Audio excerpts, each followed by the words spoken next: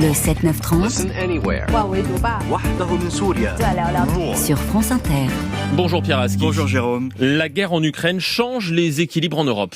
Une question Jérôme, savez-vous quel pays aura l'armée la plus importante en Europe dans les prochaines années ?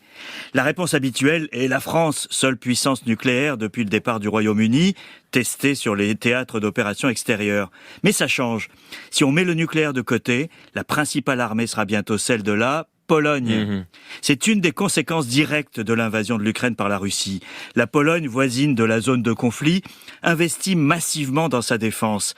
Elle a conclu l'an dernier un contrat géant d'achat d'armes avec la Corée du Sud. Chars de combat, artillerie, avions, pour 15 milliards d'euros. Le mois dernier, elle signait un contrat pour 2 satellites d'observation avec la France. Cet ancien pays du pacte de Varsovie, aujourd'hui dans l'OTAN, entend peser plus dans les affaires européennes, et cet investissement dans la défense en est un des moyens.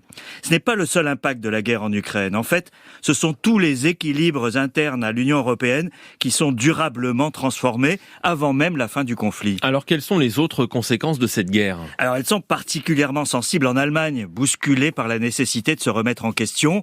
En cause, la dépendance choisie au gaz russe, la réticence à livrer les armes à l'Ukraine quand l'urgence était là, et aujourd'hui encore à l'agonie sur la question des livraisons de chars lourds.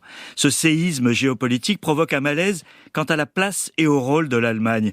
Non pas que Berlin remette en question ses engagements européens, ce n'est pas le cas, mais il y a tant de tabous qui ont sauté que la coalition du chancelier Scholz semble parfois sans boussole, malgré la proclamation d'une Zeitenwende, un tournant historique. On ne le verra pas dimanche à Paris, car tout sera fait pour que le 60e anniversaire de la réconciliation franco-allemande de 1963, doublé d'un conseil des ministres commun, se passe sans le moindre nuage. Mais ce conseil avait dû être reporté en fin d'année dernière, faute d'accord suffisant. Il s'agira dimanche de corriger cette image, même si tout n'est pas réglé. La France, elle aussi, est bousculée. Oui Jérôme, en fait, chacune à sa manière, la France et l'Allemagne ont vu leurs certitudes remises en question le 24 février avec l'invasion russe. Le leadership traditionnel de l'Europe n'a pas été immédiatement au rendez-vous, car il n'était pas prêt à cette guerre, alors que les pays de l'Est ont immédiatement perçu l'enjeu. Près d'un an après, le coût politique de ce décalage n'est pas surmonté. Emmanuel Macron prononcera dimanche un nouveau discours de la Sorbonne, redonnant sa vision européenne 5 ans après le premier. Hier, il signait un traité d'amitié avec l'Espagne, puis dimanche, Paris et Berlin tenteront de parler d'une seule voix sur l'Ukraine et l'Europe.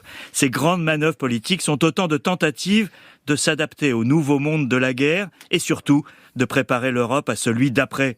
Les rapports de force mondiaux auront changé et c'est dès aujourd'hui qu'il faut les forger. Merci à vous Pierre Aski.